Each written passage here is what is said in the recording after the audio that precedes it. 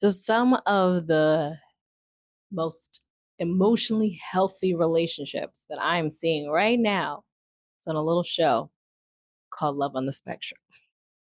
And one of the things that I have noticed is that the way that we are often taught, or the way that we observe and grow up to communicate in our relationships, actually blocks connection. So let's talk about it. I am an avid watcher of this show. And I asked myself today, because I'm always asking myself questions, y'all. I'm very just always just by myself asking questions is what is I am so into this. Why am I so into this show? It's no secret. I've talked about it on the channel that I love like the experimental relationship shows. But this one hits a little bit differently because obviously you're dealing with young people, young adults, so usually in their early to mid 20s, sometimes a little bit like sometimes later 20s, on a journey to find love. It's a very common human thing. We want companionship, we want connection, we want love. And in watching how they communicate, I'm like, what's refreshing about it? Like, that's the word I want to use. What feels refreshing about it is how they approach it. And they approach in such a way that a lot of couples crave the kind of connection that they're exhibiting effortlessly, even though they have challenges often in so many other areas when it comes to finding love and engaging in relationship and just interpersonal relations on varying levels, right? Love on the spectrum. It's a spectrum. And I'm only talking about this is not a broad stroke thing. This is about the people on this show, and I've watched since the very beginning. They are direct and honest and specific, often in their communication. They're not putting on airs or pretending at any point, and there's a genuineness that allows for them to have connection even through challenge, trials, and tribulations. And we are just not taught to do this. If we're taught at all, and I'm like, these are the things that block connection. We'd rather hold things in, suppress what we really feel and what we really think, and not say it out loud because we're walking on eggshells and we don't want to say the wrong thing. We don't want to tick our partner off. We don't want to get ticked off. We don't want it to be an argument. We're tired of having an argument when we try to bring things up. We're rolling our eyes. We're like, it's a whole rigmarole. And the reality is, a lot of times, the closeness and the intimacy is in the challenge. I talked about this with my own relationship, my own marriage, any challenges and obstacles that we've come across. And in deciding to face them and deciding to move through them and figuring out how we're going to move through them, we have come out on the other side. I don't want to just say stronger because I feel like that's a generic word, but we come out on the other side of it with another kind of notch on our belt, with having gone through something else where we've learned something, where we have realized something that we can take with us and continue to implement when things inevitably pop up in life. And so that is really where the connection lies. And so why I say refreshing, why I used the word refreshing earlier is because it truly is. When something is refreshing, it's usually because we don't see it often. We're like, oh, that's refreshing because we don't experience it very often. And now we're experiencing it. Now we're seeing it. Now we're observing it. The direct honesty and the specificity, that part. I was watching this couple, a little bit of a spoiler alert, but not really because, I'm not really naming names. You can kind of see, you can still watch it and enjoy it. But if you feel like anything, if you're one of the people like anything is a spoiler and you're going to watch it, you may want to wait until you watch the season. But there was a couple having a conversation. Now, they had been dating. Okay. They found love. They're both on the spectrum. They found each other. They have a connection. And they had been dating probably about 9 or 10 months, just shy of a year. They were exclusive, or they are exclusive, boyfriend, girlfriend. They established that pretty early on. And then he was feeling a little iffy and he kind of told his mom, I'm feeling a little iffy. Sometimes I feel like she likes me, sometimes I don't. I'll kind of go in just to give her, a kiss. And it seems like she recoils or says no, and I respect that. I respect her, but I'm very confused. I don't know if she likes me or she doesn't like me, if she likes me romantically or not. And his mom was like, well, have a conversation. You're about to have a date. Talk to her about it and see what she says. Have fun first, but then talk to her about it. So they go on the date and they have fun first, and they're sitting after they had their picnic and everything, and they're sitting down and they're having some tea, and he brings it up. And it's visibly obvious that broaching this conversation is challenging for him.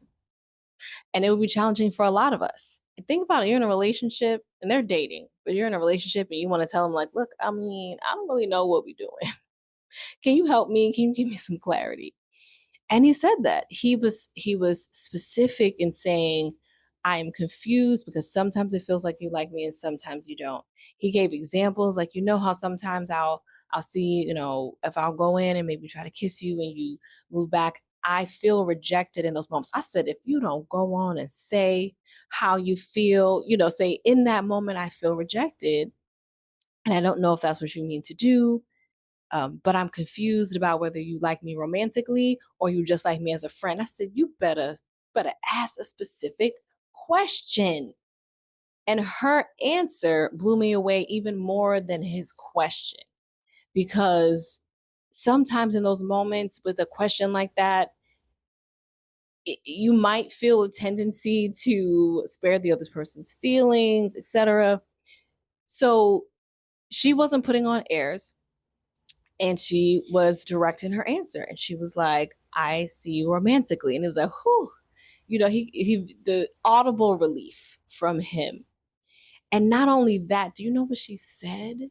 She said, I've never really kissed anyone outside of my dad on the cheek.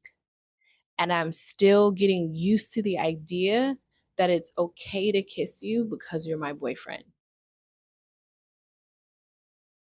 I was like, can we play that back? Can we rewind the tape? Because the level of she's like, I'm not just answering your question and saying, hey, yes, I see you, as a romantic partner. I'm also addressing the fact that you felt rejected. And she did say, I didn't mean, for you to feel that way, but this is where I'm coming. And this is why. And the why actually has nothing to do with him, because he was very much, internalizing, like, do you even like me? Essentially, check yes or no type of thing. And she explained why she wasn't always comfortable when he might try to initiate a peck or something like that. And I was like, he was like, this is such a relief. I'm so glad we had this conversation. I'm not confused anymore. I have so much clarity. I'm like, yes, yes, we need to do that. We need more of that. We need that to be normalized in any relationship. And that level of honesty, that level of specificity, because a lot of times we're not specific. I I ask myself what it is that I want all the time, in varying ways, what it is that I want for different aspects of my life. And I've built the muscle around being specific and not being generic, because we live in a world where we give canned and generic answers to things. Hey, how are you? Good. How are you? Fine. And we go on about our business, even if we're not fine or we're not okay. We're not giving real answers to that question. We're just kind of throwing it out there. Hey, what is it you want?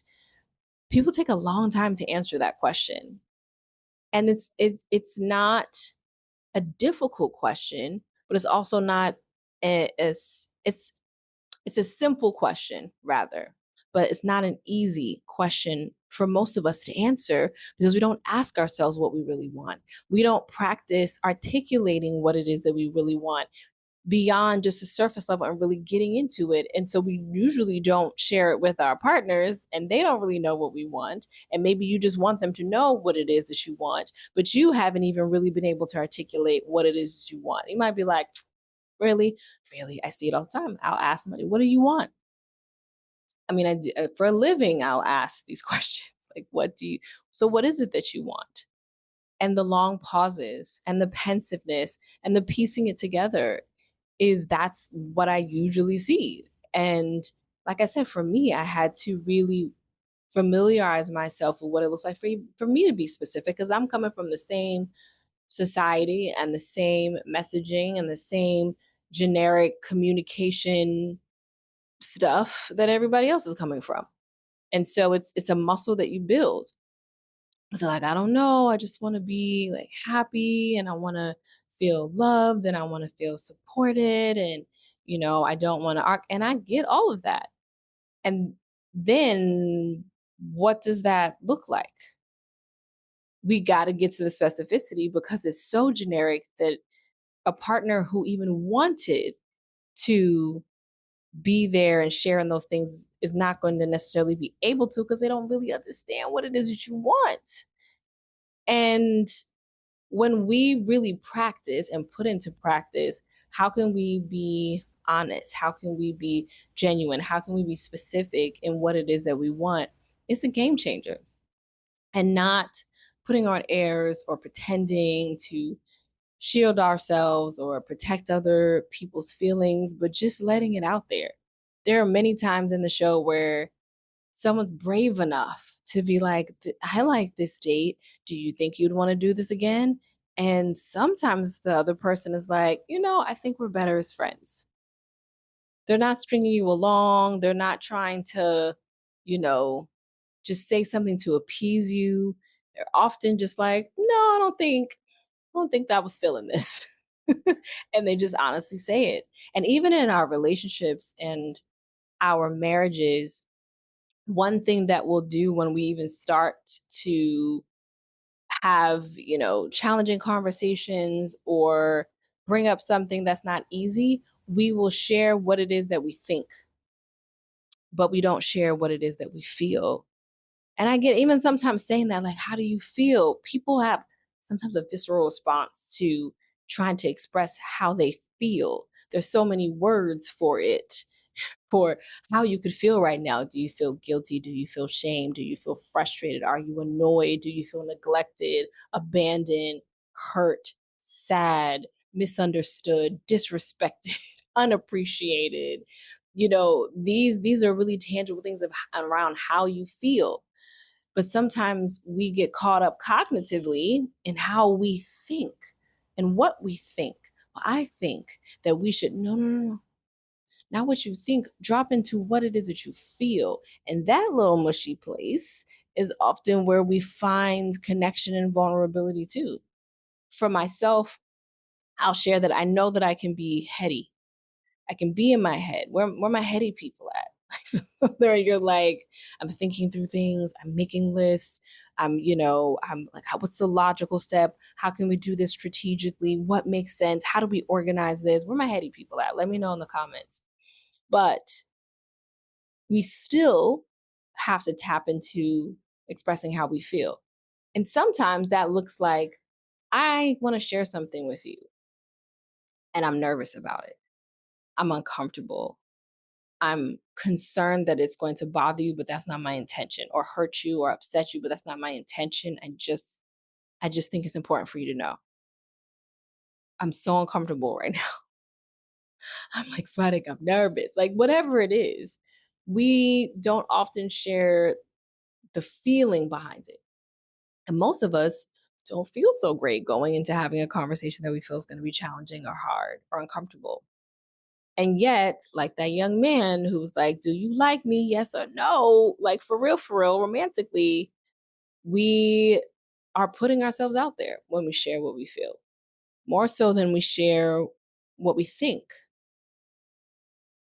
That the vulnerability in that is really real.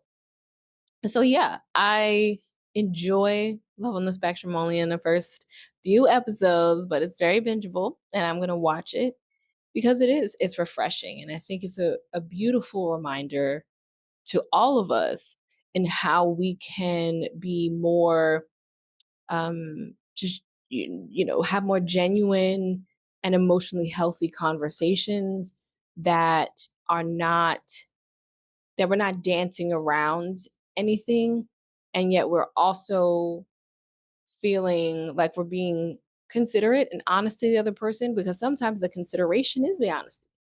Because I care about you and I I take our connection into consideration. I'm gonna say this, and I want to be honest. Honesty doesn't always mean mean. I know some people can mask meanness and say it's honesty, but there's a line, and we kind of know where that line is. There's some discernment around that, but yeah, it's a beautiful reminder to be specific, to share how we're feeling and not just what we're thinking.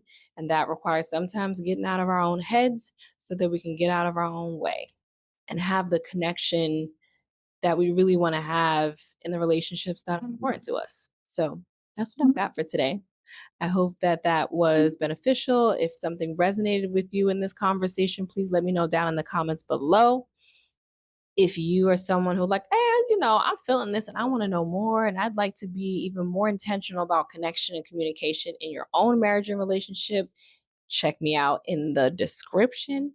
And if you like this video, give it a thumbs up, share it in the group chat if you feel so led. And if conversations like this that allow us to deepen our relationships with ourselves and our partners and thus others, and a little bit of the reflection and lessons that I'm learning from my latest transition and challenge and change in my life, which is moving abroad with my husband and my family. If that and all of that is your vibe, please subscribe and let's continue on this journey and having these conversations together. I appreciate your time. I'm Imani Aisha. I'm here making videos every day on YouTube as my own personal journey in real time. For those of you who know what it is that I'm doing in this YouTube journey. But yeah, I thank you. Thank you for your time. Thank you for listening. And I want to see you tomorrow.